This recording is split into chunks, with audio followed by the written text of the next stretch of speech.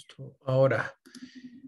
Muy bien, bueno, pues buenas noches a todos y bienvenidos a otra sesión de Journal Club de los lunes. El día de hoy, bueno, pues lo habíamos comentado la semana pasada.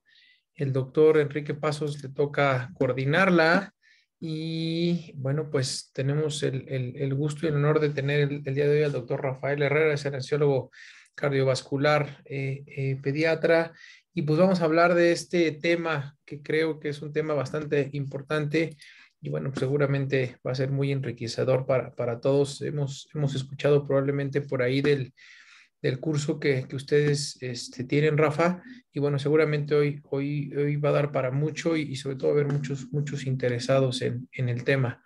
Rafa, de verdad, muchísimas gracias y te cedo la palabra. Puedes compartir tu pantalla en el momento que nos des luz verde. Perfecto, pues vamos a iniciar, vamos a compartir la pantalla. Y pues si no hay ninguna otra observación o mensaje, pues vamos a comenzar con la charla. Primero que nada, pues agradecerles por esta oportunidad de compartir este tiempo con ustedes, con este auditorio. Y pues vamos a tratar de cubrir todos los puntos de la manera más clara posible. Y pues dejar una sesión de preguntas al final. Pues la labor que a mí me corresponde con ustedes es platicar esta parte de la reanimación cardiopulmonar en quirófano, o más que en quirófano, más bien sería como en el perioperatorio de cirugía cardíaca de cardiopatías congénitas. Voy a hacer hincapié en que no solo vamos a hablar de esta parte del famoso curso CALS, ya que creo que el objetivo de la charla podría ser un poquito más amplio, sin perdernos, sino también hacer ese énfasis en qué hacer con esos pacientes que todavía no han sido operados y cuáles serían como esos principios de reanimación que deberíamos aplicar previo a su corrección e incluso en aquellos en los que su corrección ya sucedió, pero el CALS ya no tiene mucho que opinar respecto a qué hacer con un ventrículo izquierdo hipoplásico, dependiendo de cada uno de sus estadios o algunas enfermedades muy complejas, donde el CALS se va a limitar, como lo vamos a ver más adelante, a dar recomendaciones, y entonces ahí es en donde daremos la pauta a hacer la revisión como de las implicaciones fisiopatológicas de la RCP durante cada una de esas entidades o de esas cardiopatías congénitas. No tengo ningún conflicto de interés al momento de presentar la charla, y la manera en la que vamos a discurrir algunas definiciones muy concretas, muy sencillas, no nos vamos a tener demasiado en ello. Hablaremos de epidemiología del paro cardíaco, específicamente en cardiopatías congénitas, y también un poquito en el contexto perioperatorio, y hacer un análisis muy interesante de cómo es que los números son muy diferentes al paro cardíaco en pediatría cuidados críticos, e incluso pediatría quirófano, aquellos pacientes que tienen todo este contexto más cardiopatía congénita, con o sin corrección. Es primordial que hablemos de la ciencia de la reanimación, de la ciencia detrás de la reanimación. ¿Y por qué es primordial? Ya que al tratar de hacer un análisis de la manera en la que se comporta el flujo a través de las diferentes cardiopatías corregidas, sino la ciencia de la reanimación nos va a guiar para comprender por qué en algunos pacientes va a ser más importante la ventilación, en otros va a ser más importante la compresión y la reexpansión, como en otros va a ser más importante la frecuencia, de acuerdo a la naturaleza de su patología. Y eso es lo que hace realmente a veces, yo considero muy complicado, pero también muy apasionante, el brindar esfuerzos de reanimación que estén hechos así como a la medida, así cual sastre, a la patología o al momento de la patología, o sea, ya corregida o previa a su corrección. Después ya hablaremos de reanimación y cirugía cardíaca, como tal el protocolo CALS, y también qué hacer cuando no es CALS, cuando la extensión del CALS no aplica. En casos, situaciones muy especiales, enfermedades muy específicas y algunas conclusiones. Es como vamos a discutir. Esta primera slide es como tal definiciones de lo que es paro cardíaco y reanimación cardiopulmonar. Creo que no es necesario detenernos demasiado en ello, solo dejar en claro este cese abrupto de la función cardíaca con o sin antecedente de enfermedad cardíaca, y que la reanimación cardiopulmonar pues es un procedimiento de emergencia integrado de varias herramientas o de varias destrezas, varias habilidades que tienen como objetivo mantener el flujo sanguíneo cerebral y de todos los órganos, específicamente el cerebral, en lo que logramos, el cerebral y coronario en este contexto, en lo que logramos resolver la causa que precipitó o que está perpetuando el evento de paro cardíaco. Tiene mucho que ver con un aspecto técnico, sí, pero como vamos a profundizar en esta charla, también tiene mucho que ver con identificar el momento del paro cardíaco en el que nos encontramos y cuál es serían las mejores maneras de recalibrar estos esfuerzos de reanimación que no solo se deben resumir a brindar una RCP de alta eficiencia, que como lo vamos a ver y todos lo tenemos muy en claro, si no hay RCP de alta eficiencia, seguramente no va a haber retorno a la circulación espontánea, pero conforme los casos se vuelven más complejos, la RCP se vuelve pilar, pero insuficiente para el retorno a la circulación, y entonces ahí es en donde entra este papel de conocer un poquito más a profundidad la ciencia de la reanimación. Respecto a algo de epidemiología, es más frecuente que los pacientes hospitalizados, o sea, en paro cardíaco intrahospitalario, tengan paro cardíaco cuando tienen una cardiopatía congénita en el contexto de cirugía o no cirugía. El paciente clínico que acude a la consulta, pues es mucho más frecuente, bastante lógico. Están como que en fisiologías límites, y pues bueno, cualquier injuria los hace caer en eventos de crisis y pueden caer en paro. La patogénesis, aunque los eventos precipitantes suelen ser los mismos, o sea, retención de CO2, acidosis, hipotermia, hipoxemia, descarga adrenérgica, etcétera, o sea, los eventos que lo precipitan suelen ser los mismos. La manera en la que estos eventos precipitantes desencadenan y perpetúan el evento de paro es muy diferente y debemos de tomarlo en cuenta al momento que estamos brindando compresiones. La incidencia de estos eventos es de 7 de acuerdo a cada 1000 casos en esta revisión del 2017 de Circulation. Obviamente es información de los Estados Unidos, y esta cifra manifiesta un incremento de al menos 10 veces de lo que sucede con pacientes que no tienen enfermedad cardiovascular. O sea, suceden 10 veces más frecuente en estos pacientes sin el contexto de cirugía cardíaca. Cuando están en el contexto de terapia intensiva, pues el incremento va de 2 a un 4, a un 6%, de un 4 a un 6%, y en quirófano del 2 al 4. O sea, en cualquiera de los contextos tienden a caer más en paro, y como vamos a ver, la supervivencia se comporta de una manera muy peculiar. Pero bueno, en conclusión, es mucho más frecuente estos eventos, pero lo interesante, y tiene mucho que ver también con la ciencia de la reanimación, es cómo su supervivencia es mucho mejor cuando estos pacientes con cardiopatía de cualquier tipo se encuentran en quirófano. De hecho, ahí está la mayor supervivencia, y más adelante vamos a comprender el por qué ahí está la mayor supervivencia, y no es porque el equipo quirúrgico sea mejor que el de cuidados intensivos, sino tiene mucho que ver con el monitoreo y el nivel de atención que se le está prestando ese monitoreo y a ese paciente durante el evento de paro. Aquellos pacientes que son cardíacos, que están en cuidados intensivos, pero que no tienen que ver con cirugía, una supervivencia del 28%, y cuando son no cardíacos, una supervivencia de evento de paro presenciado del 23%. Entonces, esos números ya nos empiezan a dar una idea de cómo la ciencia de la reanimación va a ir justificando el por qué la supervivencia es mayor cuando sucede en quirófano, a pesar de que sea en este renglón, sea quirófano de cirugía cardíaca, ¿no? Uno diría, bueno, en cirugía cardíaca tal vez la supervivencia no debe ser tan buena, pero ahí son los mejores números de supervivencia, ¿no? Entonces, muy interesante, y lo vamos ahorita como tratar de encontrarle la explicación.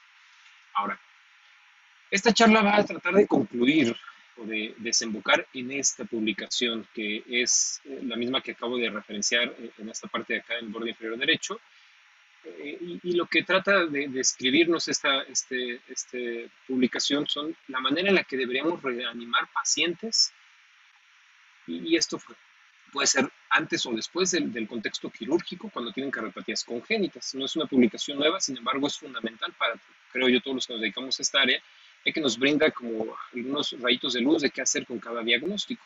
Sin embargo, antes de desembocar en este artículo, considero que es primordial hablar de la ciencia de la reanimación y un poquito de los algoritmos, sobre todo esta parte de CANS, y de ahí ya concluimos a esto, ¿no? Entonces, ¿qué define una RCP de alta calidad? Esta afortunadamente es una definición que se mantiene a través de las edades. Me refiero a que podemos ir del más grande al más pequeño y vamos a mantener más o menos las mismas reglas, salvo lo que vamos a ver más al final de las charlas. Una frecuencia de compresión entre 100 a 120, indistinto de la edad. Una adecuada compresión torácica, y valga el término que utilizo de adecuada compresión torácica, no refiriéndome ni siquiera a un diámetro, una proporción de diámetro, o incluso una profundidad de compresión, ya que, como lo vamos a ver, el utilizar el monitoreo invasivo nos ayuda a comprender que en muchas ocasiones no es lograr una meta de compresión en el diámetro anteroposterior o por centímetros la mejor manera de resucitar un paciente. Tiene que ver muchos factores en ese mismo, como su volemia, su precarga, lesiones obstructivas, etcétera. Y entonces, esta característica que llegan a tener nuestros pacientes nos obliga a pensar en una adecuada compresión torácica y guiarla con el monitoreo que tenemos disponible.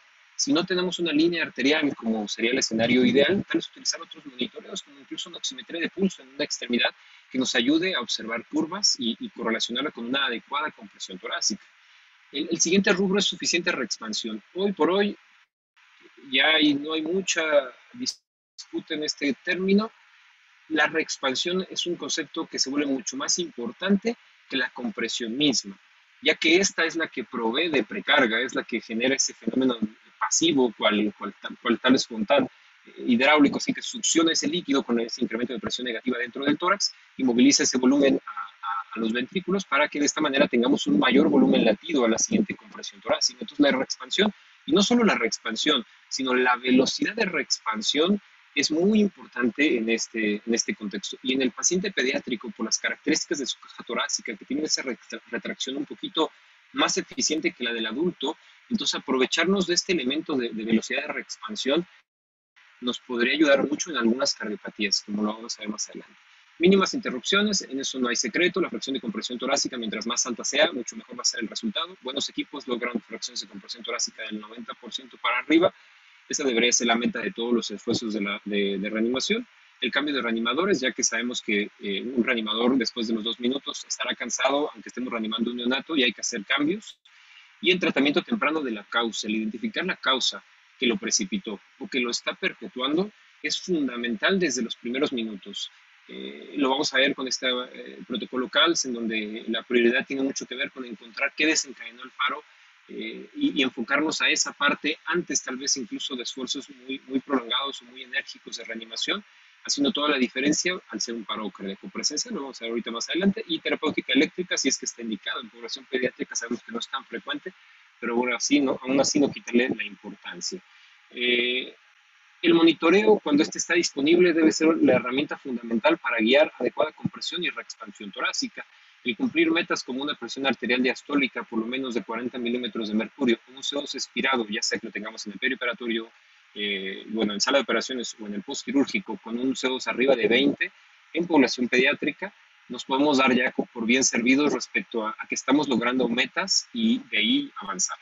Algo interesante en reanimación es que si estamos haciéndolo bien, al momento de comprimir, distinto de su fisiología, y no logramos una meta de presión arterial diastólica de 40, un CO2 de 20, y ustedes saben que la calidad es buena, algo falta o algo sobra. O sea, falta volumen, sobra alguna obstrucción, sobra alguna lesión que no nos está permitiendo avanzar, está taponado, tiene neumotórax atención. Empezar a pensar que cuando no logramos esas metas, indudablemente hay algo que sobra o que falta, cualquiera de las dos, y entonces hay que empezar a preguntarnos eso desde los primeros segundos. Ahora, el paro cardíaco es un concepto que a mí me costó un poquito entender, un tiempo entender. No es una entidad estática. Yo estaba acostumbrado a pensar que comprimíamos y si lo hacíamos bien era cuestión de tiempo, de adrenalina o de ir corrigiendo algunos factores que están a los lados para que el paciente salga adelante. Pero no, resulta que el paro cardíaco, al no ser una entidad estática, conforme va pasando el tiempo, el miocito y el paciente va cambiando las prioridades de lo que debemos hacer, va cambiando la necesidad de restituir ATP dentro del miocito, tratar de lavar un poquito los hidrogeniones que se están produciendo como consecuencia del metabolismo anaerobio, y eso pues, los vamos a barrer con RCP de alta eficiencia, con darle el mejor aporte de oxígeno, tanto a las coronarias, o especialmente a las coronarias, como al resto de los órganos. Ir identificando cambios que van sucediendo en el ritmo del paciente y tratar de correlacionar esos cambios con éxito o una buena calidad de la RCP, o al contrario, un deterioro en la misma. Ir pensando en que el tratamiento debe de ir siendo enfocado a la causa, y si ya identificamos cuál es la causa, quedarnos y trabajar en esa si es que se puede resolver, y si no, pues encontrar una estrategia para sostener la circulación durante un periodo de tiempo si es que es rescatable. Y básicamente son como las ideas de que no es una entidad estática. Existe este concepto, este modelo donde dice que el paro cardíaco se divide básicamente en 3 fases. Estas 3 fases son tiempo dependiente. En los primeros 5 minutos, 4, tenemos un paro cardíaco muy temprano, en donde todavía hay reserva de oxígeno en los pulmones. Tal vez en cardiopatías congénitas cianógenas podremos ahí hacer como que un paréntesis, pero bueno, en general tendremos una reserva de oxígeno, y también el miocito todavía tiene una reserva de ATP. De tal manera que en esos primeros minutos, que es lo que nosotros llamamos como un paro cardíaco presenciado, como el que sucede en sala de operaciones, tenemos la oportunidad de resolver la causa y el ritmo de paro de una manera inmediata. O sea, si fibrila, desfibrílalo. Si hizo hipovolemia, corrige el volumen. Si hizo hipercalemia, no sé qué, iatrogénica, resuélvela. Si tuvimos una crisis de hipertensión pulmonar, empiezan a atender. Esa velocidad de respuesta nos permite que el retorno a la circulación espontánea sea más rápido, sea más eficiente, y es ahí donde se justifica el hecho de que el paro cardíaco en sala de operaciones tenga la mayor supervivencia si lo comparamos con cualquier otro contexto, como vimos en la estadística inicial, porque al ser un cargo cardíaco presenciado y tener prácticamente al anestesiólogo ahí vigilando los signos vitales, detectar el primer cambio, iniciando un tratamiento, es que tomamos ventaja de esta primera fase, de estas características que les describí previamente, y de esa manera responder. CALS, dentro de sus recomendaciones, hace uso de esta ventaja y utiliza una regla del primer minuto que vamos a ver más adelante, pero que tiene que ver con no dar RCP los primeros 60 segundos hasta que encontremos si hay una causa que está manteniendo ese paro y que lo podamos resolver, como un marcapaso que disfuncionó o tal vez solo una fibrilación ventricular que es un tratamiento enérgico. A continuación viene una fase circulatoria en donde se empieza a perder esa cantidad de oxígeno ATP y en donde las compresiones se vuelven más relevantes, la RCP de alta eficiencia cobra importancia y aquí es donde tenemos esa penumbra en donde una RCP de buena calidad con una fracción de compresión torácica muy elevada nos va a permitir hacer que nuestros tratamientos, ya sea que sean pasar adrenalina, que sean hacer una restitución en contexto de hipercalemia, resolver hipovolemia, responda al tratamiento, vaya, esa RCP nos compra energía para el miocito. Desafortunadamente, una fase metabólica, una fase tardía, como la que puede suceder en un ámbito tal vez de urgencias, en el que el paciente ha pasado tiempo sin percatarse del paro, o que viene del ámbito extrahospitalario hacia el intrahospitalario, en esta fase ya existen grandes cambios dentro de la arquitectura del miocito por el mismo metabolismo anaerobio y la probabilidad de respuesta va disminuyendo. El paciente pediátrico, haciendo ese contraste con el adulto, bueno, es más resistente a esta parte, puede que responda. Sin embargo, se va alejando de este contexto del que la charla de hoy nos lleva, ¿no? Que es el paro cardíaco en un contexto perioperatorio, en donde con suerte lo vamos a encontrar siempre en fase eléctrica, con una mejor posibilidad de respuesta. Dentro del rubro de las compresiones torácicas, sin detenerme demasiado ya en esta parte que ya lo hablamos, se ha demostrado y hasta ahorita nadie ha logrado contrarrestar que la mejor frecuencia de compresión está entre 100 y 120. Sin embargo, lo que sí hemos tenido ya muy en claro es que la reexpansión, la fase y la velocidad de reexpansión es lo que llena cavidades, no solo las coronarias, y para eso es el objetivo de este diagrama, ¿no? Donde dice perfusión miocárdica, la reexpansión torácica en la diástole. Sin embargo, además de que es relevante esa reexpansión, también es cierto que al reexpander logro más volumen dentro de las cavidades, o sea, aumento esa presión intratorácica negativa, la modifico, y entonces logro una mayor precarga. Ahí es en donde la reexpansión se vuelve muy importante porque entonces el siguiente volumen latido incrementa un porcentaje y de esta manera es que logramos una mejor perfusión de todos los órganos y también de las mismas coronarias. Entonces hay que prestar mucha atención a que la reexpansión probablemente sea muy importante y en cardiopatías congénitas, como lo vamos a ver, hay algunas lesiones que por la reducción del flujo sanguíneo pulmonar, la reexpansión podría ayudar mucho a colocar flujo y entonces tener el siguiente volumen latido más oxigenado. Esta slide hace referencia, derivado de un programa de entrenamiento que se llama ARTS, en que la fracción de compresión torácica es la mejor solución para aquel escenario de RCP en donde no estamos seguros qué es lo que sigue.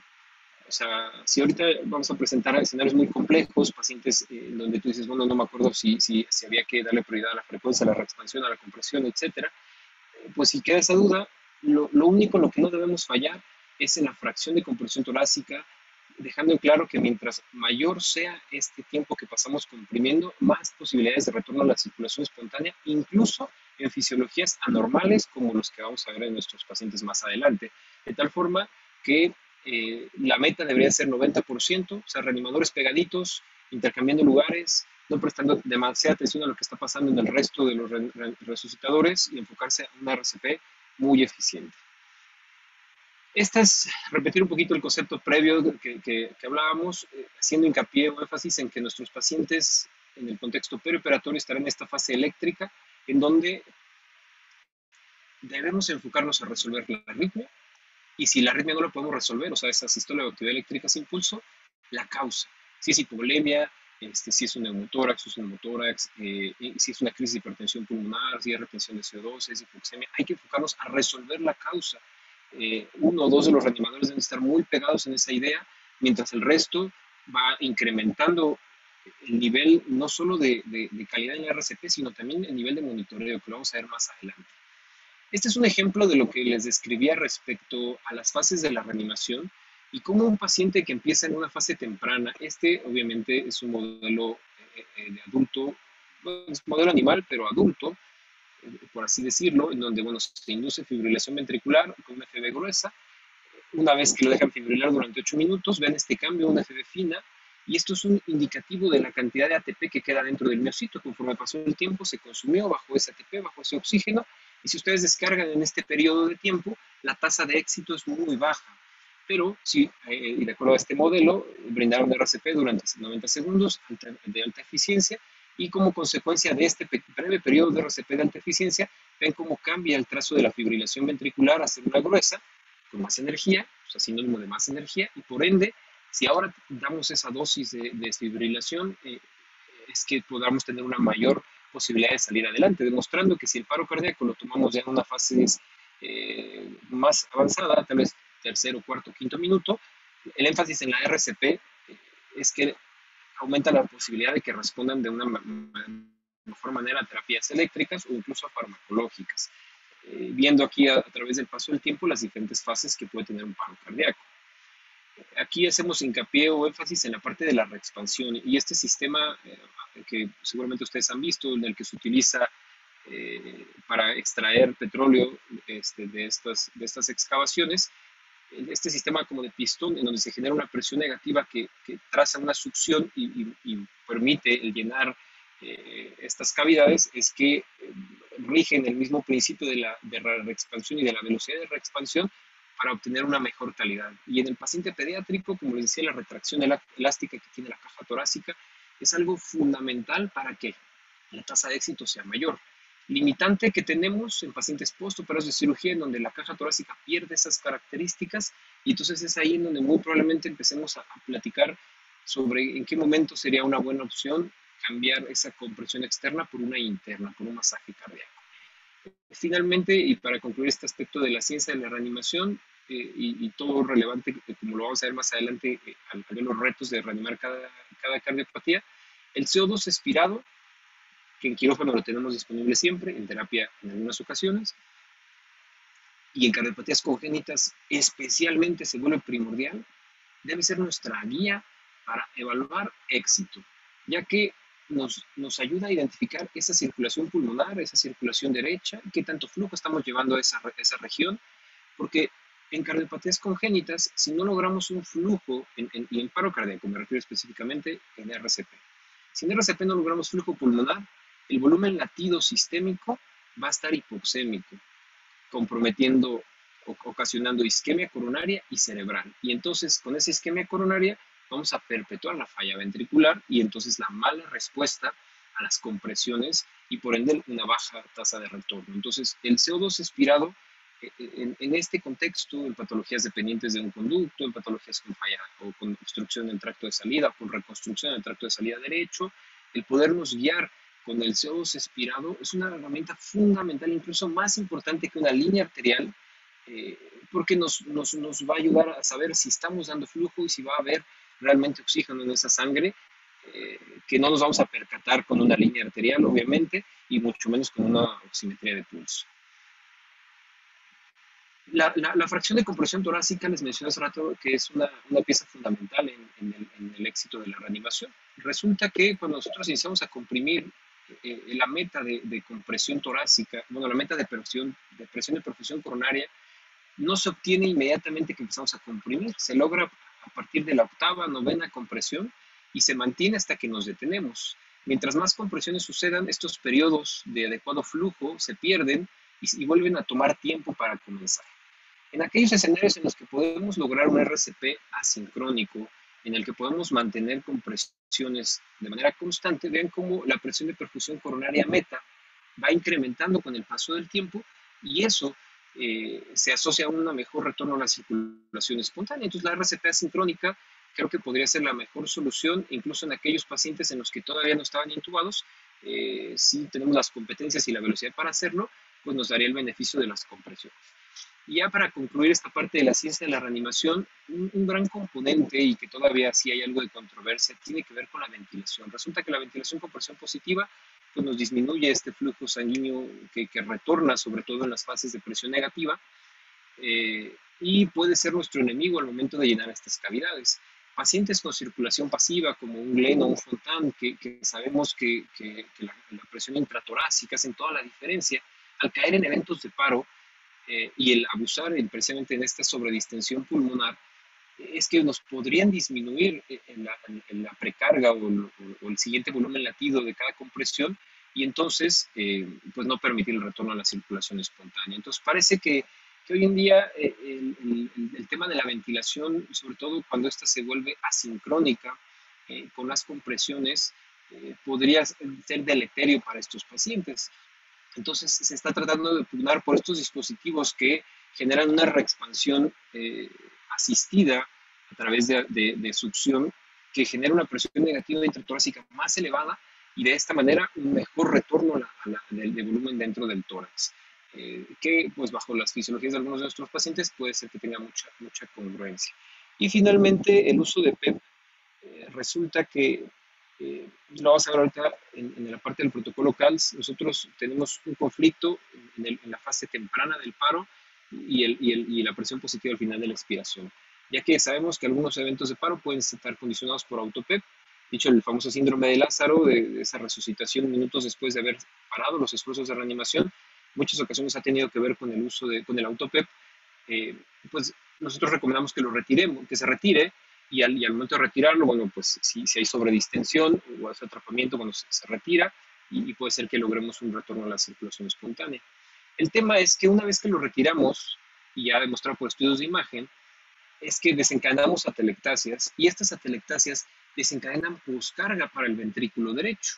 Entonces, si nuestros pacientes, por ejemplo, un paro cardíaco, un paciente con hipertensión pulmonar, distinto de la etiología, si es postquirúrgico, no es una conexión anómala o es una primaria, y dejamos que esas atelectasias desencadenen un desacoplamiento entre la función del VD y la poscarga que va a tener, pues salir del paro va a ser más difícil.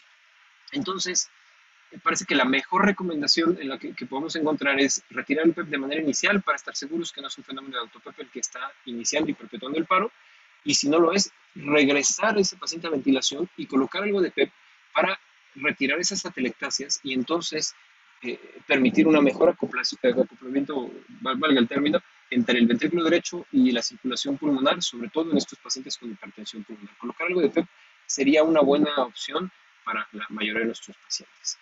Esta publicación que me pareció muy interesante, se fue hace un par de años, lo que trata de escribir y que tiene que ver con los pacientes que nosotros trabajamos es que una vez que un evento de paro inicia, debemos de hacer esfuerzos de reanimación bajo los mejores estándares de calidad, 100, 120, utilizando la línea, el CO2, etcétera. Pero debemos también estar conscientes que conforme el evento de paro avanza, y estoy hablando de avanzar en minutos, también debemos de incrementar el tipo de monitoreo y la complejidad del monitoreo.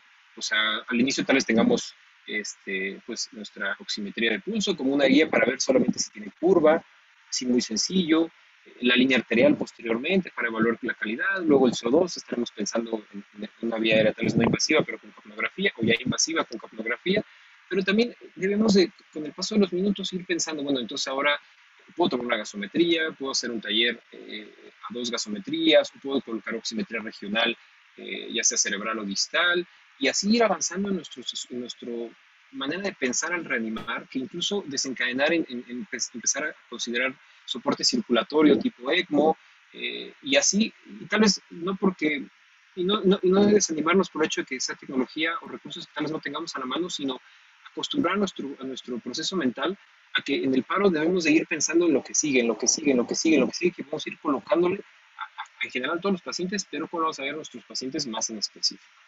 Ahora, en el perioperatorio, y ya parando un poquito esta parte de la ciencia de la reanimación, debemos tomar en cuenta que las HCTs convencionales bajo las que analizamos y estudiamos un evento de paro deben de ser complementadas. ya que en este contexto tenemos factores como los anestésicos y los quirúrgicos que nos agregan factores. Aquellos factores anestésicos como la estimulación hipervagal como consecuencia de una manipulación durante el procedimiento o bien una sobredosificación de anestésicos puede ser otra H a tomar en consideración. También el bloqueo por uso de alguna técnica neuroaxial con el bloqueo de células de las fibras cardioaceleradoras cuando usamos alguna técnica neuroaxial muy alta o incluso el reflejo cardíaco en el contexto bueno, que así corresponda, son causas adicionales que debemos de tomar en cuenta en este contexto. También la sobredosis de algunos anestésicos que causan una simpaticolisis muy severa, muy profunda, hay que tomarla en consideración, la toxicidad por anestésicos locales, sobre todo ahora que estamos pues, incursionando ya con mucha fuerza en la anestesia neuroaxial, bueno, la anestesia regional en cirugía cardíaca, la posibilidad de tener hipertermia maligna también como uno de las HCITs en este contexto, pacientes con antecedente de QT prolongado, sobre todo por la propensión que tienen algunos fármacos, algunos coadyuvantes para desencadenar trastornos del ritmo, y pues la hipertensión pulmonar misma, conocida o de nuevo como HCTs para eventos que pueden precipitar causas de paro. Esta lista son aquellas en las que en el perioperatorio también la pueden precipitar y debemos de tomarlas en cuenta para cualquier tipo de paciente, pero en particular los nuestros y sobre todo aquellos con alta reactividad en el lecho vascular pulmonar y como consecuencia pues elevación de la presión pulmonar y esa falla ventricular derecha, toda esa parte, ¿no? Y bueno, dejamos realmente como una parte de referencia. Ahora, este algoritmo que está aquí no es el algoritmo del que vamos a hablar hoy, es una propuesta que nosotros desarrollamos para la atención del paro cardíaco, específicamente está enfocada al paciente adulto, pero ¿qué es lo que propone y por qué la pongo? Propone una manera ordenada de responder al evento de paro cardíaco, pero en el contexto específico del perioperatorio y bajo el entendido que estamos respondiendo ante un paro cardíaco presenciado. La mayoría de los algoritmos, ACLS, BLS, PALS, parten de la idea de que están en una fase de metabólica a circulatoria, o sea, ya intermedia o tardía. Entonces, se enfocan a un tratamiento genérico que busca restituir el flujo en las coronarias, dar un buen aporte de oxígeno en toda esa zona. Nuestros algoritmos del perioperatorio deben estar enfocados a que tenemos un paro cardíaco presencial y nuestra respuesta debe ser enfocada a resolver la arritmia o la causa del paro y darle en el caminito la prioridad gradual a los esfuerzos de reanimación conforme vamos cambiando esa fase del paro. Entonces, esta solamente es como para referencia y es una adaptación que deberíamos de tener, un cambio de cassette que deberíamos de tener dentro de sala de operaciones. Ahora, para los pacientes postoperados, y es muy importante recalcar esto, para los postoperados de cirugía cardíaca, se ha diseñado un protocolo de respuesta. Este protocolo se trata de adaptar a las características de este paciente, su complejidad, su nivel de monitoreo, el nivel de respuesta o la velocidad de respuesta que va a tener el personal alrededor de ese paciente y también particularidades como que suelen tener marcapasos, diferentes, una o dos cámaras de localización epicárdica, tiene una resternotomía reciente, son pacientes que pueden estar sangrando o pueden tener ese riesgo alto de sangrado. Y entonces todas esas características pues, nos obligan a cambiar un poquito el cassette y a tener una respuesta diferente. Pero también hacen mucho énfasis en que es un paro cardíaco presencial. De tal manera que este algoritmo nos obliga a analizar las características de ritmo una vez que se presenta el paro y encasillarlos en cada una de estas columnas que pueden ver, la roja, la amarilla y la verde. De acuerdo a los ritmos a los que estamos acostumbrados a dividirlos, ¿no? Fibrilación y taquicardia ventricular sin pulso en la roja, asistolia bradicardia extrema en la amarilla y en la verde, pues actividad eléctrica sin pulso. El ritmo más divertido, pero también el más complejo que entender. Y dentro de los objetivos que tiene el CALS es que identifiquemos de manera muy temprana el ritmo. Con suerte, como son pacientes ya monitorizados, en cuestión de segundos sabremos cuál es el ritmo al que nos estamos enfrentando y en ese momento iniciar una respuesta. Y aquí es en donde viene una de las reglas que cuesta mucho trabajo transmitir y también que se acepte, porque nos cuesta trabajo cambiar ese cassette. Incluso a mí me costó mucho trabajo en los escenarios reales cambiarlo. Y es la famosa regla del primer minuto de nuestro protocolo. Esta regla del primer minuto dice que durante los primeros 60 segundos yo no voy a dar compresiones torácicas. Justificado bajo la idea de que es un paro presencial, de que el miocito todavía tiene ATP, de que todavía hay algo de oxígeno, algo de reserva de oxígeno en los pulmones, y de que puede haber una causa que se pueda resolver de manera muy sencilla, como un marcapaso que se desconectó, como un marcapaso apagado, que se le acabó la pila, como un neumotórax a tensión que pueda tener una resolución rápida, eh, incluso una fibrilación ventricular que pueda responder a una terapéutica eléctrica agresiva antes de requerir de una compresión torácica. Y no porque estemos peleados con dar compresiones torácicas, para nada. Toda esta charla la hemos fundamentado sobre el hecho de que la RCP de alta eficiencia hace toda la diferencia, sobre todo la reexpansión. Sin embargo, le queremos dar ese periodo de tiempo donde encontremos una causa, valga el término que voy a utilizar, sencilla o tonta, que podamos resolver como un marcapaso disfuncional antes de someter a ese paciente a la injuria de una compresión torácica. Si después de esos 60 segundos no resolvemos con terapia eléctrica o con alguna otra alternativa, hasta un marcapaso transcutáneo, el problema del paciente, entonces ya iniciamos con esfuerzos de reanimación, con un soporte vital básico, y entonces de ese soporte vital básico es que empezamos a trabajar colocando las manos de manera convencional. Tal vez en los escenarios en los que encontremos más dificultad será aquellos en los que encontremos un esternón abierto, que esté empaquetado o que se haya decidido dejar en esas condiciones.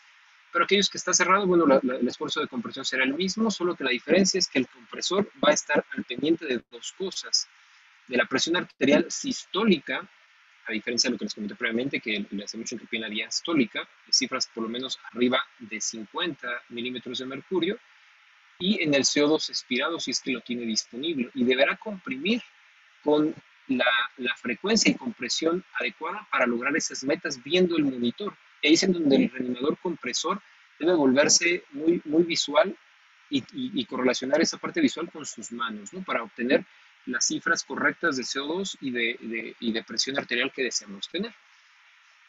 En este algoritmo tratamos de limitar la cantidad de antiarrítmicos que se utilizan bueno, de hecho de fármacos, dejando la amiodarona como la única opción.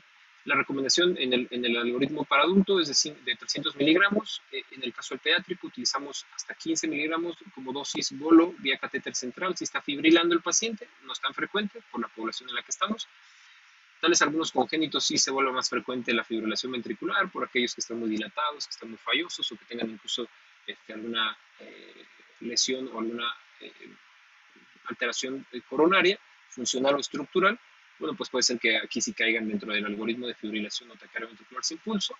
Y para el resto de los algoritmos, pues considerar otra alternativa de marcapaseo, como colocar un marcapaso transcutáneo si está en asistolia o bradicardia extrema. Y en caso de actividad eléctrica sin pulso, descartar que no exista otro ritmo diferente al de actividad eléctrica sin pulso, como que esté fibrilando sobre de un marcapaso y desconectar.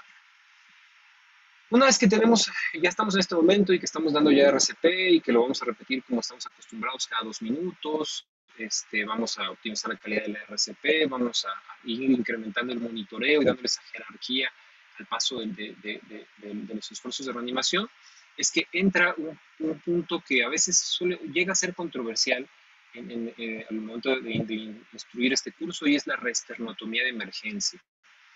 La reesternotomía de emergencia no es sinónimo de CALS. Eso es algo muy importante y que también nos ha costado mucho trabajo transmitir de manera correcta. La reesternotomía no es sinónimo de CALS. CALS es todo el algoritmo, es una manera diferente de responder, es una manera rápida y muy ordenada de responder, en donde la reesternotomía es una de sus herramientas, que se va a utilizar en pacientes que ya desfibrilamos en múltiples ocasiones y no lo logramos, y que no lo estamos logrando tal vez porque hay algo que modifica la impedancia de la caja torácica, no sé, está taponado, o no necesariamente taponado, pero tiene algo de sangre, o está muy dilatado, y sabemos que los corazones muy dilatados que fibrilan no responden a la terapéutica eléctrica y tal vez necesitan de un masaje cardíaco transitorio para bajar esa dilatación y que ahora sí respondan a la descarga interna. Pero el objetivo es llevarlo a una descarga interna que le permita salir de la fibrilación ventricular, y si no logramos salir de la fibrilación ventricular, pues que nos permita ofrecer un masaje cardíaco interno, disminuyendo los riesgos relacionados a la compresión de la caja torácica o de un esternón recién abierto, o recién cerrado más bien, y pues poder guiar de una mejor manera o con más calidad las compresiones. En las demás categorías, como asistolia o actividad eléctrica sin pulso, evaluar si es que se tienen las competencias o el personal correcto para la recolocación de un marcapaso epicárdico, o solo brindar masaje cardíaco interno en lo que decidimos que sigue. Ha habido escenarios en los que incluso en actividad eléctrica sin pulso, en donde sabemos que el paro, si tiene que ver con falla ventricular, no va a salir adelante, no importa cuántas veces estemos restituyendo la circulación espontánea, pues tal vez ahí ya de acuerdo a las características del centro, disponibilidad de recursos y de equipos de respuesta, pues colocar un soporte extracorpóreo, ¿verdad? Un soporte circulatorio que lo hemos llegado a hacer en algunas ocasiones, el masaje interno, protocolo CALS como puente a soporte extracorpóreo en un momento de paro. Esta herramienta de resternotomía debe ser realizada por el personal con la mayor competencia posible. O sea, no tratamos de alentar tal vez al clínico que no está acostumbrado en este aspecto quirúrgico a que lo haga. Habrá escenarios muy claros como un taponamiento en donde podamos obtener algún beneficio si es que el equipo quirúrgico está de acuerdo en capacitar a su personal, pero si no, el equipo quirúrgico o la persona con la mejor competencia quirúrgica es el que debería de hacer este procedimiento de resternotomía de emergencia. El gran inconveniente, y ahí sí lo digo a pesar de que, bueno, pues yo soy el que trata de difundir este protocolo y prometiendo así como buenos resultados, por así decirlo, es que en cardiopatías congénitas no solo hay limitada información respecto a su éxito, sino las correcciones que se realizan.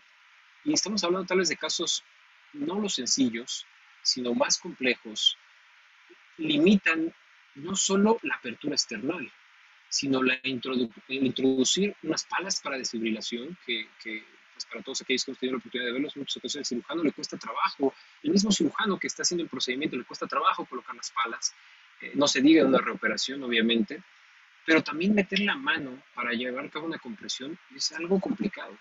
Entonces, esta parte en el protocolo CALS con este enfoque pediátrico encuentra grandes limitaciones y por eso es que cuando tratamos de impartir este curso, de transmitir esta información con enfoque pediátrico, hacemos mucho hincapié en que las compresiones, el masaje interno, se deje sí a ese personal con mucha experiencia y si ese personal con mucha experiencia considera que no es una buena solución, no se incurrirá a la reesternotomía para masaje interno por esas consideraciones, tal vez un fontán con tubo extracardíaco, que el cirujano quedó muy satisfecho por la posición, la localización, el sangrado, no lo sé, algún punto, o algún desgarre que sucedió en alguna de las capas, etcétera, que diga, no sabes qué, no lo vamos a comprimir, o ese cambio, doble cambio mitrotricuspidio, que a veces darle masaje interno, masaje cardíaco interno puede terminar con una disociación del surco. Entonces, todas esas características es así como, tal vez para este protocolo nos vamos a ir con un poquito más de calma y no nos vamos a abrir de primera instancia, salvo que tengamos tal vez evidencia de un taponamiento cardíaco. Pero de ahí en fuera, sí dejaríamos al experto, que en este caso es el quirúrgico, ya sea el que lo operó o el que esté más cercano, a decidir si va a haber un beneficio real respecto a abrir el esternón y darle masaje interno. Y tal vez solo quedarnos con el externo. Como son población pediátrica, las características de la caja torácica nos pueden permitir con menos esfuerzo lograr una RCP de mejor calidad que la de un adulto. Pero con esto no quiero decir que el protocolo queda fuera de estos pacientes. Tal vez queda hasta el punto de empezar la reesternotomía, pero todo lo previo, que es una manera diferente de responder a un paro cardíaco presenciado, que puede tener una causa muy, muy sencilla para resolverse, debe de aplicarse de manera similar. Ahora, esta es la dinámica de los 6 roles, no voy a detener demasiado en ello, es como más énfasis para aquel contexto en el que ya nos vamos a capacitar a un equipo para responder ante CALS. Solo me gustaría hacer hincapié en que una diferencia fundamental de CALS con ACLS es que CALS trata de no depender de un líder para tener una respuesta rápida, sobre todo en el tema de terapia eléctrica y de ventilación, ya que muchos de estos pacientes pueden tener un evento de paro precipitado, sobre todo en población pediátrica, por fallas en la ventilación, fuga, pues una extubación accidental, vaya que desencadenen hipercarbia o hipoxemia. Ahora, ya entrando al fuerte del tema y dando así como que esos minutos de cierre, si ya estamos un poquito cortos de tiempo, me avisan, nos detenemos, pero ya en el cierre de la plática, vamos a describir un poquito cuáles son los retos que nos enfrentamos durante la reanimación cardiopulmonar con o sin corrección, o sea, con o sin esternotomía previa, en los diferentes tipos de pacientes a los que nos enfrentamos, ¿no? Entonces, esta tablita que viene en la publicación que les mostré previamente, no es la que vamos a dar de referencia, ahorita la vamos a pasar en español y vamos a ir hablando uno por ello, pero vean cómo nos hace referencia a, bueno, ¿Qué pasa en un corazón estructuralmente normal? Y luego, ¿qué pasa, por ejemplo, en el primer estadio de corrección para VI hipoplásico tipo Norwood? O cómo se comportan las compresiones torácicas y la ventilación cuando tenemos un Glenn y cuando ya tenemos un Fontan. Entonces, esto me parece muy interesante porque no solo nos presenta el gran reto que implica reanimar a estos pacientes, sino también algunos, para salir adelante. Y digo por qué algunos, porque también va a haber algunos, como lo vamos a ver en unos minutitos, que por más que nos esforcemos, su anatomía no es compatible con la RCP, incluso aunque ésta sea de alta eficiencia. Entonces, en el caso de los retos de la RCP, en un VI hipoplásico, fase 1, Norwood, ya sea convencional o con su modificación acá con Sano, eh, pues es una patología de conducto dependiente, todos lo entendemos, o no conducto dependiente, pero sí shunt dependiente, artificial, ¿no? Y entonces resulta que cuando el paciente desarrolla este evento de paro y todo lo que les platiqué, que perdemos el PEP, se generan atelectasias, seguro algo se retiene de CO2, hay hipoxemia, pues hay un desequilibrio en el balance que esta circulación debe tener entre resistencias pulmonares y sistémicas. Y entonces, al haber más pulmonares, más resistencias pulmonares, el flujo hacia esa zona se ve comprometido. Ese compromiso de flujo cargará con la consecuencia que el siguiente volumen latido izquierdo estará desaturado, estará con mayor CO2 y por ende haremos perfusión sistémica hipoxémica con isquemia tanto cerebral como coronaria. Normalmente una compresión torácica en un corazón sano y una caja torácica sana genera del 10 al 30% de gasto cardíaco para el corazón y del 30 al 40% del flujo normal cerebral. Si hacemos esfuerzos enérgicos y ventilamos adecuadamente el paciente pensando en este desequilibrio entre las resistencias o este desequilibrio entre el QPQS del paciente y forzamos el flujo hacia la circulación pulmonar y damos un poquito de oxigenación, sacrificamos el sistémico. Y entonces ahora la balanza se va hacia el otro lado. Será sangre un poco oxigenada, pero será pobre esa sangre. Y entonces, si de por sí las compresiones torácicas nos daban ese 10 a 30% del gasto cardíaco que necesita el corazón, pues ahora lograremos tal vez un 5 o 20 o incluso 10% de flujo, comprometiendo aún más la circulación. Entonces,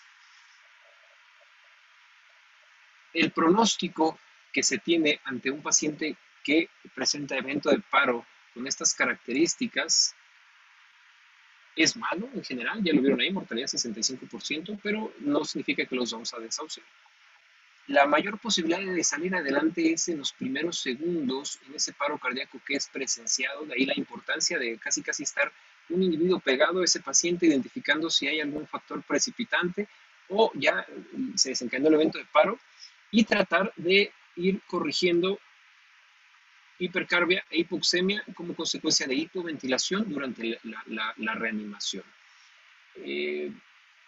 Aquello que va a desencadenar que va a perpetuar el evento de paro va a ser la isquemia sistémica, o sea, el perfundir a un paciente hipoxémico, también la isquemia coronaria, que ya eso prácticamente va a ser lo que termine de limitar el retorno a la circulación espontánea, y el daño a órganos con el déficit neurológico que van a tener. Entonces, será de muy mal pronóstico, sí, y en dónde es que encontramos la posibilidad de un buen retorno a la circulación, pues en aquellos pacientes que tengan una respuesta rápida y que tengamos todavía esa reserva de ATP y de oxígeno.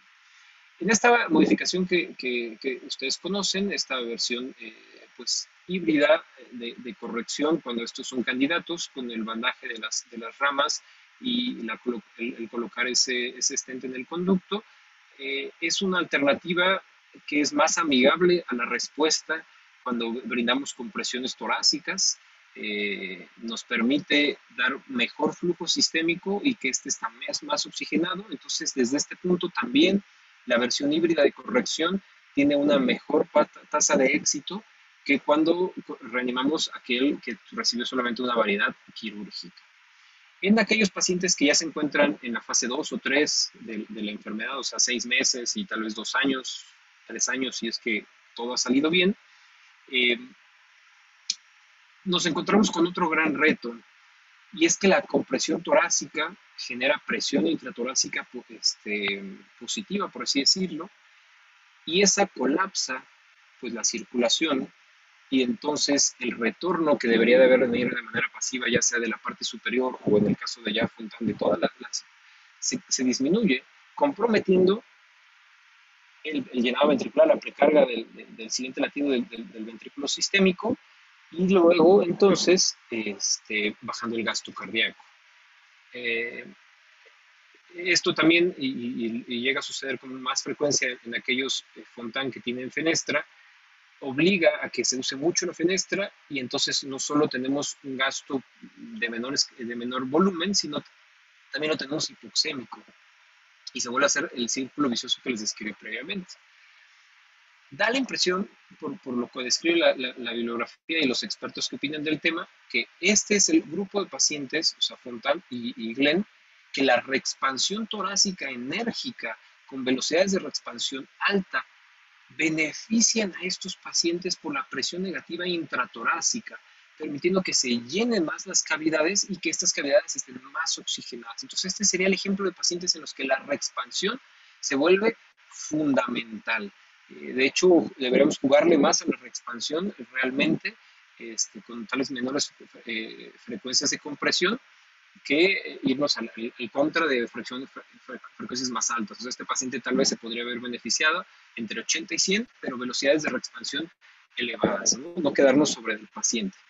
Y pues no perder de vista que en aquellos pacientes, los que, bueno, previamente los que cursan con Glenn, las compresiones muy enérgicas en la intención de salir del paro, va a disminuir el drenaje y entonces el déficit y el compromiso neurológico, el edema cerebral como consecuencia va a ser mucho mayor. Esto sí ya viene identificado como el déficit neurológico del Glenn que cae en paro y que sale adelante es más alto que el Fontán que le pasa lo mismo, ¿no? Y pues tiene que ver con la adaptación temprana o la adaptación incompleta que han tenido esta circulación de un solo lado. Y acá pues si tiene fenestra, pues lo que les explicaba, habrá menos flujo hacia el circuito pulmonar y entonces será una RCP hipoxémica con la consecuente isquemia coronaria.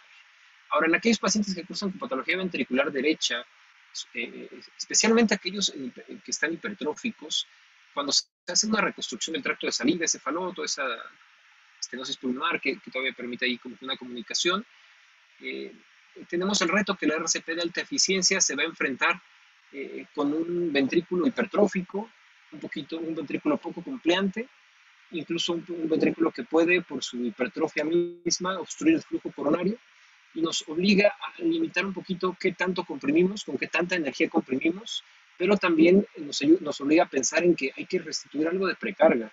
Eh, es como prácticamente si estuviéramos manejando una crisis de hipoxia del paciente Falot previo a la corrección, muy parecida la respuesta que debemos tener durante el evento de paro y la reanimación. En casos de insuficiencia pulmonar, o sea, ese Falot que no le dejamos válvula, parece que utilizar fracciones de frecuencias de compresión torácica más elevadas, o sea, 120 y arriba, podrían ayudar a disminuir la regurgitación. Y en aquellos que tienen hipertrofia ventricular derecha y que incluso esa hipertrofia ya se ha asociado a alteración del flujo coronario, que ya tenemos ahí un trayecto ya muy claro este, epicárdico, así que nos identificaba esa obstrucción de flujo, darle prioridad al uso de adrenalina. Vaya, como que fortalecer ese flujo y tratar de darle un poquito más de respuesta a cada uno de los miocitos, ¿no? Parece que estos pacientes se ven más beneficiados de abrir el esternón y dar un masaje cardíaco interno. Ya estoy a punto de terminar. Y respecto a aquellos pacientes que cursan con hipertensión arterial pulmonar y RCP, pues es el peor pronóstico. No hay mucho realmente que hacer, identificar el evento precipitante y que lo está perpetuando, si es que es así, con cualquiera de estas causas que están aquí descritas, y pues tratar que durante la RCP se evite la hipercarbia, la hipoxemia, brindar vasodilatadores pulmonares. Ponían el ejemplo de que estos pacientes solían caer en paro porque se les cambió, se les suspendió los vasodilatadores. Entonces, pues brindárselos si es que podemos hacerlo inhalado o incluso intravenoso, corregir alguna arritmia, hipotermia o acidosis que puedan estar precipitando. La posibilidad de éxito es muy pobre y aquí hablan de si su centro lo tiene disponible, usar soporte extracorpóreo tipo ECMO, pero pensando en que va a trasplante. Si no hay esa posibilidad en el centro, pues son pacientes que muy probablemente no tengamos posibilidad de ofrecerles algo. Y en caso de patología obstructiva izquierda, hablaremos brevemente de mitral y aórtica, pues como lo pueden ver en el resumen, la naturaleza, tanto en estenosis como en insuficiencia mitral, sobre todo si estas son severas, es pobre. tiene mucho que ver con el hecho de que, bueno, la estenosis limita el flujo y entonces el siguiente volumen latido va a ser malo y la insuficiencia favorece la regurgitación, compromete más la presión pulmonar y entonces hay menor volumen latido al siguiente, ¿no? Entonces, aquí realmente tampoco mucha recomendación, hace mucha hincapié en considerarlos para soporte extracorpóreo y usarlo como puente a cirugía y de la mano con esa la recuperación, pero sin perder de vista que haya sido un RCP temprano con integridad neurológica. Eh, Muy mala supervivencia en este contexto específico. Y en aquellos que tienen una obstructiva izquierda, estenosis aórtica o insuficiencia aórtica, pues también el pronóstico es malo. En particular en aquellos que están en estenosis, se hace hincapié en manejarlo como si fuese un estenótico aórtico que vas a inducir, darle un poquito más de precarga, no tanta frecuencia de compresión y pues utilizar un poquito la reexpansión torácica para llenar esas cavidades, ese ventrículo poco cumpliente, o sea, menor frecuencia y más velocidad de reexpansión. Y en insuficiencia aórtica, pues al contrario, irse a frecuencias un poquito más altas, pero en general el pronóstico muy malo cuando estamos entre estenosis mitral y aórtica e incluso también en insuficiencia mitral. Y finalmente, en aquellos pacientes que cursan con conexión anómala de venas pulmonares con o sin corrección, pues sabemos que la propensión a hipertensión pulmonar, mientras sean variedades completas o más complejas, eh, pues los hace propensos a tener hipertensión pulmonar y como lo vimos previamente, aquellos que son hipertensos pulmonar, la RCP no va muy bien de la mano, las compresiones no generan suficiente presión y energía para vencer la poscarga pulmonar en estos contextos y entonces también la posibilidad de supervivencia es pobre. La mayoría de las conexiones anómalas en las que me ha tocado participar postquirúrgicas en RCP pues no salen con facilidad y cuando salen, salen después de mucha adrenalina y de mucho tiempo de reanimación. Entonces, pues, tiene mucho que ver con que la hipertensión pulmonar no se llevan para nada bien con la reanimación cardiopulmonar. Entonces, para concluir, ya un poquito pasaditos de tiempos, la RCP es una entidad dinámica, de tal manera que cuando reanimamos un paciente pensemos en que cada segundo, cada 30 segundos, cada 60 segundos es un paciente, es un miocito diferente. El tiempo y la reserva energético nos pueden ayudar a brindar tiempo de respuesta. O sea, si tenemos un paro cardíaco presencial, demos todos los esfuerzos en los primeros minutos, porque es ahí, sobre todo en cardiopatías congénitas, en donde tenemos una pequeña ventana. O sea, pasen esa adrenalina, ventílenlo bien, hiperventílenlo, comprímenlo de manera enérgica y veamos si en esos primeros segundos lo logramos adelante. Las diferentes fisiologías, y puso ahí entre paréntesis lo de fisiologías, nos obligan a pensar en formas de reanimar diferentes, o sea, tal vez cambiar esa parte de cuál comprimo más rápido, cuál comprimo más lento, y pues requiere un análisis de cada patología. Y ante el contexto y su complejidad, también saber o hacer esos análisis de futilidad y pues qué tan bueno, digo, se decide en equipo, continuar los esfuerzos de reanimación. Y pues eso sería todo. Muchas gracias por su tiempo y pues una disculpa ahí por volarnos un poquito más del tiempo planeado. Rafa, pues muchísimas gracias por tu participación. En verdad fue muy enriquecedora. No sé si alguien tenga algunas preguntas. En paciente con hipertensión pulmonar, ¿se recomienda que sea sincrónico o asincrónico? Se refiere a las compresiones. Pues serían dos respuestas las que podría dar a esa pregunta. La primera, y es la más real, la más objetiva, es que no se ha encontrado ninguna recomendación que haga que la supervivencia sea mejor.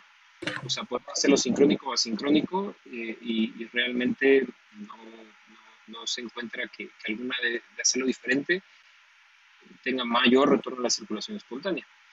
Pero si quisiéramos tratar de hacer una respuesta a esa pregunta, eh, eh, ventilar o hiperventilar a esos pacientes se vuelve fundamental. Entonces yo creo que una RCP que sea asincrónica, con altas frecuencias y bajos volúmenes, o sea, que conserven esa parte de no incrementar demasiado la presión intratorácica, podría ser una respuesta, ahora sí que ya a título personal. Pero pues sí, cuando revisa uno la bibliografía, pues no hay ninguna recomendación que haya demostrado ser útil si tienen hipertensión pulmonar. O sea, reanímalos, hiperventílalos, aporta oxígeno, descarta los precipitantes y pues ahora sí que esperemos un milagro, pues poca probabilidad de respuesta. Muy bien. Oye, Rafa, fíjate que ahorita que lo estabas mencionando, tu protocolo CALS o el protocolo CALS, ¿será igual, será lo mismo en los diferentes momentos en los que se puede desencadenar el paro cardíaco? Lo hemos visto, a veces un paciente que entra realmente crítico para cirugía de urgencia puede llegar en paro en el pasillo y al primer monitoreo basal nos damos cuenta o diagnosticamos sin saber cuánto tiempo ya lleva en hipoperfusión o en paro, que el que está desencadenándose durante la inducción, que es quizá uno de los miedos más grandes que se tienen, la inducción que puede ser muy agresiva y ocasionar este paro, como cuando está iniciando la cirugía en la incisión, que a veces se apresura tratando de anular al paciente y que inicie la circulación extracorpórea como un mecanismo para la reanimación, o justo cuando está terminando la cirugía, vamos de regreso a la terapia intensiva, y entonces durante el transporte detectamos que el paciente está en paro cardíaco. ¿Qué nos puedes decir de, será igual la toma de decisión, el liderazgo que se tiene que tener en cuanto a qué hacer? Me regreso, lo regreso a sala, lo abro otra vez, o apresuro, como ya mencioné, para la circulación extracorpórea. Ok, entonces en cada uno de los escenarios, bajo análisis, responderé bajo aquellos análisis que se han hecho en los cursos, con aquellos que nos capacitaron y también por experiencias que hemos vivido.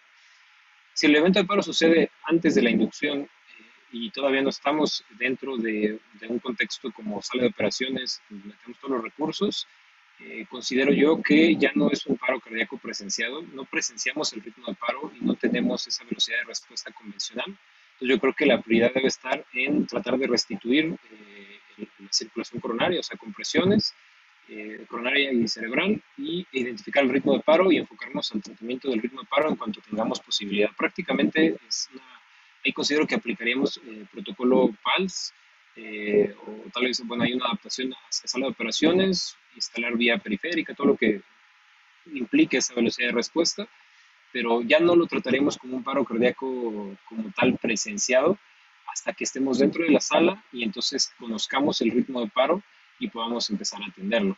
Habitualmente esos pacientes tienen que ver con hipoxia o con retención de CO2 o con alguna crisis de ansiedad, obstrucción de flujo, toda esa parte, pero así lo haremos antes de. Para de ahí en adelante, si sucede en la inducción, si sucede, sucede en la inducción, tratarlo como paro presenciado. Sin embargo, la esternotomía de emergencia no la dejaría como opción, ya que no tiene una esternotomía el paciente. Pues la mayoría de los cirujanos con los que me ha tocado platicar este tema me recomiendan o me han descrito, y aquí vamos a ver qué opina el grupo, pues no hacer esternotomías de emergencia, o sea, reesternotomías sí, pero no hacer esternotomías de emergencia, salvo que todo esté listo para poder hacer una canulación emergente. Entonces, si el paro es en la inducción, aquí sí tratarlo como paro presenciado, enfocarnos a resolución de la arritmia, a estimulación eléctrica transcutánea, a desfibrilación temprana, cardioversión si es que así lo amerita, específicamente desfibrilación, el uso de fármacos, etcétera. Y en el escenario, bueno, de apresurar la canulación, creo que ahí no hay tanto conflicto. Lo hemos hecho todos, canúlalo ya y trata de entrar lo más rápido posible. Si incluso tenemos que pausar las compresiones, no importa, pero entremos. Y al momento de salir, esos escenarios sí me ha tocado y es en dónde estamos y qué tan lejos estamos de quirófano y terapia intensiva. Si estamos en sala, pues hacer un protocolo CALS nos ha funcionado terminar el masaje interno si la anatomía del paciente lo permite. Y si estamos en el trayecto, pues ver qué nos queda más cerca, pero llegar a un lugar en donde podamos encontrar un carrito de paro y todo el personal que nos pueda ayudar. Entonces, movernos a donde más cerca nos quede, pero sin lugar a dudas, no quedarnos en donde sucedió el evento de paro, a pesar de que los cánones de la reanimación dicen que el mejor resultado al reanimar es in situ. Para nuestros pacientes, esa no es la mejor respuesta y decidir hacia dónde los vamos a movilizar y qué nos queda más cerca para tener recursos, tanto materiales como humanos, que nos permitan responder mejor. Creo que sería como la respuesta a los 4 escenarios, aunque obviamente al momento de estar ahí, pues hacemos lo mejor que se puede, ¿no? Sí, perfecto, muy, muy, muy bien explicado y pues claro, se aumenta un poco la complejidad en la toma de decisión, más en este tipo de pacientes. ¿Qué patología básica tienen? ¿Qué cirugía se realizó para tomar estas rutas críticas? Muy bien. El doctor Bolio pregunta, ¿hay alguna tecnología que en Glenn Fontaine favorezca más expandir el tórax con presión negativa, tipo un pulmotor, en vez de ventilación positiva a través del tubo endotraqueal? Hay tecnología que se está utilizando para adultos que es como una ventosa que se coloca en la caja torácica y entonces en vez de hacer énfasis en la compresión, se hace mucho énfasis al momento de jalar. Entonces, al hacer ese fenómeno ese tirón, te traes a la caja torácica y la retraes de manera más rápida. En particular, no es que la retraigas más, sino que lo haces más rápido. Entonces, la velocidad de reexpansión se incrementa y eso llena más las cavidades. No me he topado con que esto mismo se esté haciendo en población pediátrica. Ahorita lo que se está haciendo más en tema de reanimación es un programa que se llama Pedi Rescue, de un hindú ahí que se encuentra en los Estados Unidos, en el Children's Hospital of Philadelphia. Y lo que él está tratando de hacer es introducir métricas en la reanimación que hagan más objetiva la reexpansión torácica. Pero que esté introduciendo estos dispositivos de ventosa para generar succión, no, aunque creo que es una idea fabulosa, sobre todo en pacientes con esta fisiología que pregunta el doctor. Ahí está una oportunidad de algún emprendedor. Sale, gracias. Muy bien, y pues bueno, tienes muchas felicitaciones, la verdad es que fue una charla con mucha información, muy clara, muy sistemática, y en este tenor, pues obviamente creo que yo nada más te terminaría preguntando en cuanto al entrenamiento del equipo. Obviamente que se conozca el equipo es fundamental, pero sobre todo que tengan en conjunto estos entrenamientos, esta simulación, que entrenen en simulación en varios escenarios, tanto en los momentos en los que se puede presentar el paro, como en el tipo de cardiopatía que se presenta. Totalmente de acuerdo. Completamente de acuerdo. De hecho, digo, pequeño breviario, hace un par de años la American Heart reconoce esta parte de que después de 3 meses un reanimador que es entrenado de manera muy eficiente se vuelve un mal reanimador si no recibe ninguna recapacitación, ¿no? Entonces, reentrenamiento. Entonces, como tú lo acabas de decir, creo que los equipos que se comprometen a responder a pacientes tan complejos deberían de reentrenarse en reanimación, no solo cada 3 meses, cada mes, escenarios tal vez de 10, 20 minutos, pero que recuerden principios básicos y también favorezcan esa integración de qué va a hacer cada quien en esos esfuerzos de reanimación tan complejos. Perfecto. ¿Alguien tiene alguna otra pregunta, algún otro comentario? Doctor Bolio. Y que Aranza tiene la mano levantada, tiene un comentario. Te escuchamos, Sara. Hola. Yo tengo nada más como una duda. Pues nosotros que estamos en la terapia casi siempre vemos como un paciente en paro y lo que hacemos es correr a dar RCP. Es esta cuestión de los 60 segundos como que se tres. Digo, la verdad es que entiendo como toda la fisiopatología que nos comentó y todo eso, pero sí, o sea, habitualmente pues, estamos viendo el monitor, ¿no? Tenemos un paciente en paro y activamos el código de RCP. O eventualmente en el paro, pues estamos evaluando cuáles son las causas, pero ese protocolo lo utilizan también en terapia y qué resultados han tenido. Gracias. Sí, buenísima pregunta. De hecho, este protocolo no está diseñado para quirófano. Se creó para resolver las necesidades y la velocidad de respuesta en cuidados intensivos. Específicamente es para ese contexto. Y este tema de los 60 segundos, que les decía que ha sido una idea que nos ha costado trabajo difundir o transmitir, tiene muy buenos resultados y es muy exitosa cuando nos apegamos a ella. Por ejemplo, voy a poner así como con un escenario algo chusco, ¿no? Llega ese anestesiólogo a revisar a ese paciente, verifica el marcapaso y él lo reconfigura como considera que estaba mejor en la terapia, durante el perioperatorio. Y se va, no avisa a nadie y el paciente, no lo sé, deja mal esa parte de la sensibilidad, termina haciendo un ritmo lento o una R sobre T. Y al iniciar el esfuerzo de reanimación, lo primero con lo que empezamos todos es con comprimir a ese paciente, porque está en paro, no hay flujo, vemos las líneas, vemos las curvas, no hay nada y empezamos el esfuerzo de reanimación. Pero detrás de todo esto había, ya sea una fibrilación que se desencadenó como consecuencia de un R sobre T, un marcapaso mal configurado, un ritmo lento que solo requería de un marcapaso que fuese reconfigurado, que entrara en modo asincrónico, o que incluso se utilizara una estimulación transcutánea. A veces solamente es que se desconectaron los cables. Entonces, en nuestra experiencia, en los casos que hemos tenido la paciencia de revisar eso, se disminuye la cantidad de veces que hemos tenido que comprimirlos. 60 segundos suena mucho tiempo, tal vez con la práctica, y lo hemos hecho, revisas el marcapaso en 10 segundos, y si te das cuenta que el marcapaso está bien, a los 10 segundos empiezas, pero damos ese periodo, esa ventana de 60 segundos, pues porque no todos tal vez tenemos esa velocidad de respuesta o ese entrenamiento. Pero de que nos ha funcionado detenernos un momento, incluso para administrar adrenalina, decir, a ver, aguanta, antes de poner esa adrenalina, checa que el marcapaso está bien, checa que no hay algo más que podamos hacer, incluso estar seguros que sí está en paro, o sea, que no fue que la línea se salió, se dobló, se tapó, etcétera.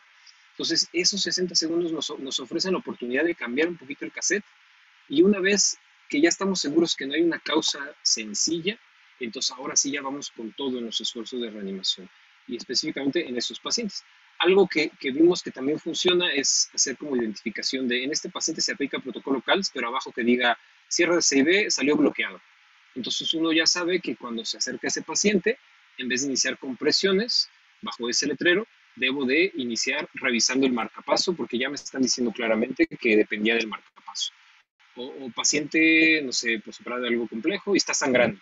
Inmediatamente que tú lo ves y cae en paro, verifica si no es hipovolemia. Y entonces, esos 60 segundos o menos nos permiten no empezar a ser tan agresivos en la reanimación y encontrar una causa sencilla. Si ya revisaste todo en 10 segundos y no hay una causa sencilla, pues vamos adelante, sigamos con las compresiones. ¿No nos los puedes dejar en 30 segundos? Pues lo podemos dejar en 30 segundos. La estadística de 60 segundos es porque de la poquita información que se tiene, el déficit neurológico no es mayor. Pero pues también nadie se pone a experimentar, a ver qué pasa con 30 o qué pasa con 60. Pues es un tema de reanimación. Pero lo podemos dejar en 30 si así nos da un poco más de tranquilidad. Perfecto, muy bien. ¿Alguien tiene algún otro comentario, otra pregunta? Si no es así, pues Rafa, en verdad te agradecemos mucho tu participación, nos encantó la plática, nos dejas un panorama nuevo, amplio, un camino que tenemos que abordar como equipo quirúrgico, como equipo que maneja cardiopatías complejas, pediátricas. Charlie, ¿tienes algún comentario? Enrique, muchas gracias, Rafa. La verdad es que creo que siempre cuando nos enfrentamos ante este desafortunado evento, pues siempre hay como situaciones y creo que esta forma de responder sistematizado es lo que puede hacer la diferencia, ¿no? Creo que eso está súper bien establecido. Siempre falta el tener todos estos conceptos muy, muy claros y, como bien lo dices, siempre constantes en la sala de operaciones, porque, o bueno, en el momento que se presenta este evento, siempre hablamos de ok, hay un líder, pero siempre, sobre todo iniciando por nosotros los cirujanos, ¿no? Estamos dentro de la sala y entonces, a ver, espérame, no, no está en paro, a ver, comprímele un poquitito, o a ver, le doy 3, 4 compresiones y veo el monitor, etcétera. Pero creo que este tema de sistematizarlo es lo que puede hacer la diferencia. La verdad es que, como bien lo dice Enrique, nos dejas un panorama un poquitito, o más bien muy amplio, pero que como bien lo dijiste, esto se trata de hacerlo todos los días, porque desafortunadamente no sabemos en qué momento nos vamos a enfrentar en cualquiera de estos escenarios. La verdad es que muchísimas gracias. Bueno, pues esperamos pronto tenerte nuevamente por aquí con algún otro tema. Y Enrique, bueno, pues también muchísimas gracias por por coordinar esto y hacer la invitación a Rafa y al grupo que se conectó el día de hoy. Y queda Rafa invitado para que participe con nosotros todos los lunes. Nos juntamos a hablar de cardiopatía, no necesariamente anestesia, obviamente. Como viste, es un grupo amplio, complejo, desde el cardiólogo, intervencionista, perfusión, que es súper importante, los cirujanos y la intensiva, ¿no? Entonces, entre todos tratamos de dar nuestros comentarios y nuestros panoramas, nuestra visión desde cada trinchera que son, ¿no? Entonces quedas invitado cordialmente. Muchas gracias. Aquí estaré. Muchísimas gracias, Rafa. Bueno, pues para nada más comentarles, la próxima semana vamos a presentar el tema de una complicación que es frecuente y que desafortunadamente hasta el día de hoy tenemos muchos manejos, ningún efectivo, el quilotórax. Nosotros por ahí desarrollamos un protocolo que hemos estado implementando en el Hospital Infantil de México, entonces vamos a hablar un poquito de ese tema. Les agradezco a todos su presencia, su asistencia y nos vemos la próxima semana. Que todos tengan muy buena noche.